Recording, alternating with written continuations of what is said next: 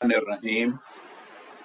آج کا میرا ٹاپک ہے کیا رسول اکرم صلی اللہ علیہ وسلم اس دنیا میں واپس آ سکتے ہیں اور کیا حالت بیداری میں آپ سے ملاقات ہو سکتی ہے۔ اس لیے میں نے دارالعلوم زکریا کراچی کا فتویٰ لیا ہے۔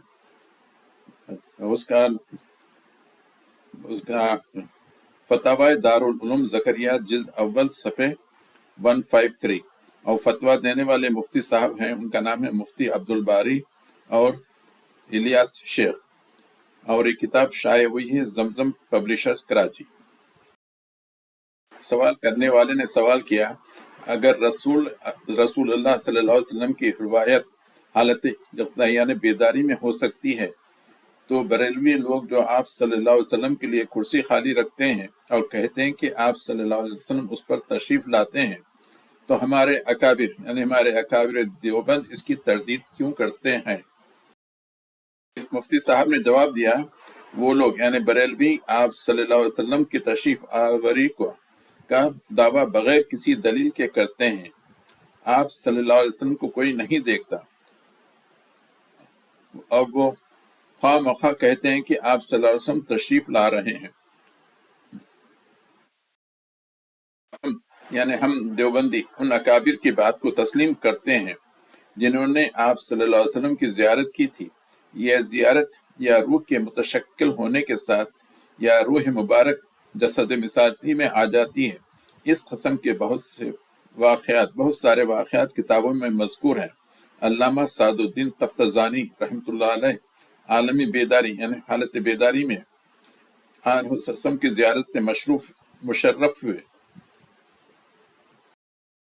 زمین میں ایک دوسری روایت میں نے اشرف علی تھانوی کی کتاب جمال الاولیاء سے لیا ہے، صفحہ نمبر 187۔ اشرف علی تھانوی صاحب فرماتے ہیں، محمد ابو الموہب شاذلی نہ بڑے عارفین اور ائمہ علماء عالمین میں سے ہیں۔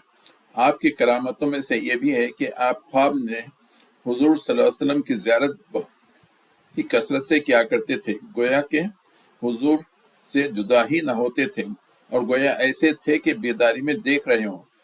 انہوں نے یہ خواب ایک کتاب میں جمع کیے ہیں۔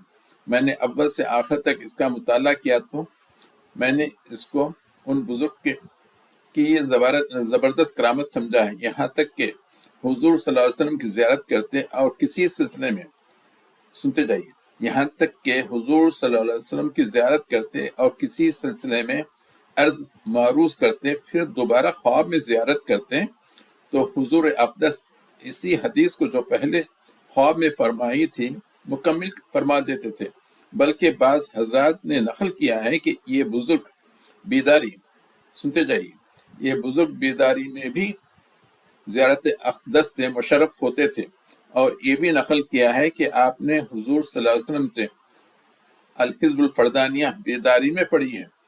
امام شعرانی نے طبقات میں بیان کیا ہے کہ یہ حضرت خواب میں حضور صلی اللہ علیہ وسلم کی زیارت بکثرت کرتے تھے اور فرماتے تھے کہ میں نے حضور صلی اللہ علیہ وسلم سے عرض کیا کہ یہ لوگ میرے خواب میں آپ کی زیارت کرنے کو جھوٹ کہتے ہیں۔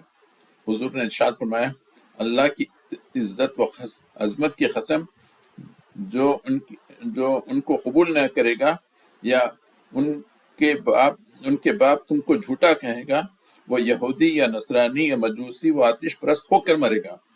یہ خود شیخ ابو الموہب کے قلم سے منقول ہے۔ اس کے بعد امام شعرانی نے ان کے بہت سے خواب اور بڑے فوائد لکھے ہیں، ان کو طبقات میں دیکھ لیں، اور میں سے بہت کچھ کو میں نے بھی کتاب افضل الصلوات میں ذکر کر دیا ہے۔ یہ اشرف علی تھانوی صاحب کی کتاب میں ہے۔ یہ کتاب کا نام جمال الاولیاء، صفحہ نمبر 187۔